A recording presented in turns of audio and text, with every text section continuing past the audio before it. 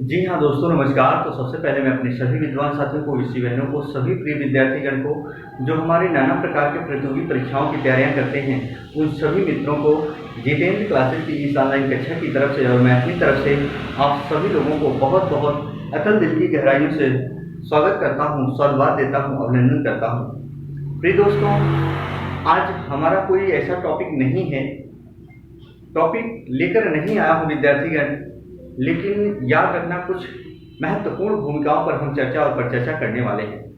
दोस्तों, वो कौन सा बिंदु होगा जिसको आज लेकर हम आप सभी लोगों के सामने रूबरू मुखातिब हुए हैं। याद रखना, आज उसी बिंदु के ऊपर हम चर्चा करने वाले हैं। हमारे कुछ विद्यार्थीगण हैं, ऋषि बहनें हैं, नाना प्रकार की कॉम्पिटिटिव एग्जाम की तैयारियां कर रहे होते हैं विद्यार्थीगण। तो याद रखना, कुछ दिन तैयारी तो करते हैं, बहुत आवेश में आकर तैयारी करते हैं और तैयारी काफ़ी अच्छी हो जाती है। बहुत ध्यान सुनना, तैयारी काफ़ी अच्छी हो जाती है, लेकिन निरंतर वो चाल नहीं होती आपके अंदर, वो किसी के अंदर नहीं होती, वो किसी के अंदर नहीं होती विद्यार्थीगण, याद रखना। लेकिन जो मजबूरियाँ, स्थितियाँ और परिस्थितियाँ होती है ना जिसके ऊपर, वो चाल उनकी ही बराबर होती है, वो चाल उनकी ही बराबर लगातार होती है। दोस्तों, जब तक आप कंफर्ट जोन में होते हो तब तक आप हाथ पांव नहीं चलाते हो। जैसे ही अनकंफर्ट जोन आपके लिए होते हैं ना,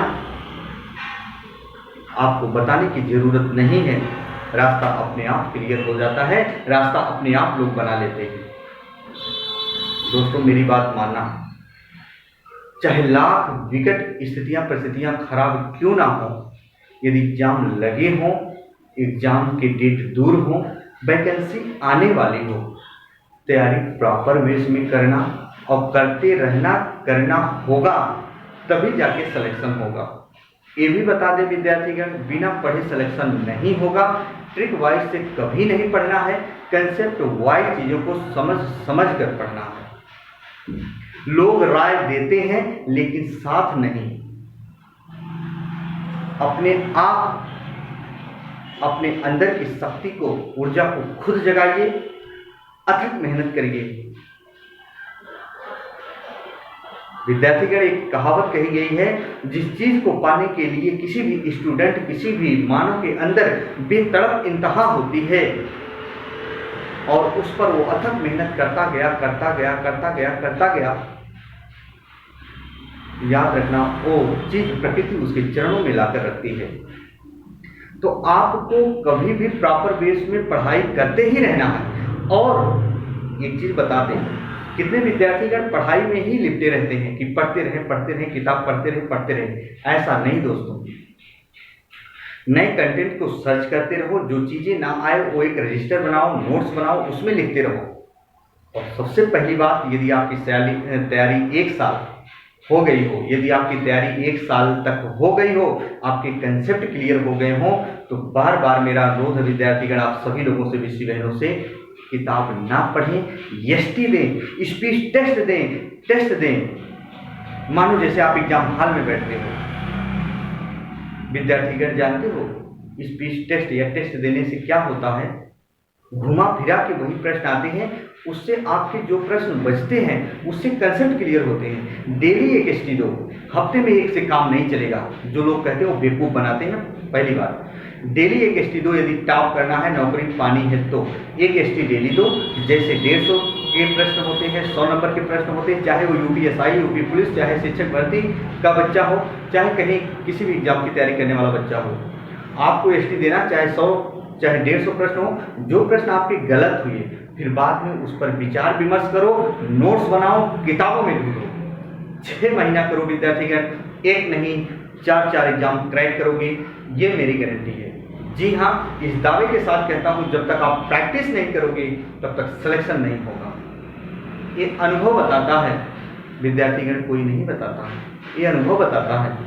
तो विद्यार्थीगण, मेरा आपसे यही अनुरोध है, कोई वैकेंसी हो तो ये मानकर चलें, ये हमारे लिए लास्ट है, ये मेरे लिए लास्ट है, इसके अलावा मेरा इस दुनिया में और कुछ भी नहीं है। मानो ये अगर नहीं मिला तो बर्बाद हो जाएंगे, मानो ये नहीं मिला तो बर्बाद हो जाएंगे। इस कदर अपने मानस पटल में वो चीज़ें जड़वित और स्तंभित करके पूरे शरीर की समस्त ऊर्जा अपने आप को लगा दो विद्यार्थीगण। और जब शरीर की समस्त ऊर्जा आप एक जगह लगाओगे ना, वो चीज जलकर भस्म हो जाती है और वो चीज प्रकृति आपके चरणों में लाकर रखती है। तो विद्यार्थीगण, और इसके साथ साथ मैं बताना चाहूंगा, कहना नहीं चाहता विद्यार्थीगण, मैंने देखा, पर मैं किसी का नाम नहीं लेना चाहता, विशेषकर कुछ लोग आपको जालसाजिशों में बांधने का कार्य करते हैं, ट्रिक बेस पे हिंदी बताते हैं, ये पढ़ लो ये पढ़ लो, कुछ भी नहीं। जब तक कंसेप्ट नहीं क्लियर होंगे यार, दुनिया का कोई माई का लाल नहीं है जो आपका सिलेक्शन करा दे। हाँ, जब तक कंसेप्ट नहीं क्लियर है।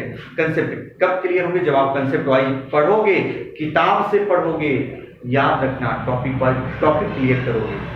तो मैं बार बार कहता हूँ, प्लेलिस्ट में सारी वीडियो पढ़ चुकी है, नए पैटर्न पर आधारित भी पढ़ चुकी है, कैसे पेपर में प्रश्न आए थे, कैसे आ रहे हैं, कैसे आने की संभावना है, उन सभी पर मैंने विस्तार से चर्चा किया है।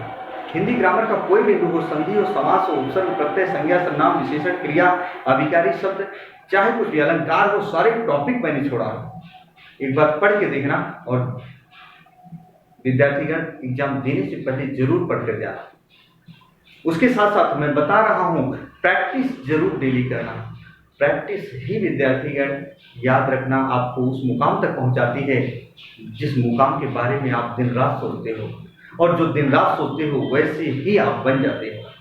तो विद्यार्थीगण, बहुत सारा बिंदु नहीं कहना चाहूंगा, आपका भाई, आपका दोस्त अपनी वाणी को ही विराम देता हूं। मित्रों, फिर नेक्स्ट दिन मिलेंगे हम कोई टॉपिक लेकर, जो हमारा छंद चल रहा आप जान रहे हैं, पढ़ेंगे। तो बस विद्यार्थीगण, आज इतना ही। तब तक के लिए मित्रों, जय हिंद, जय भारत।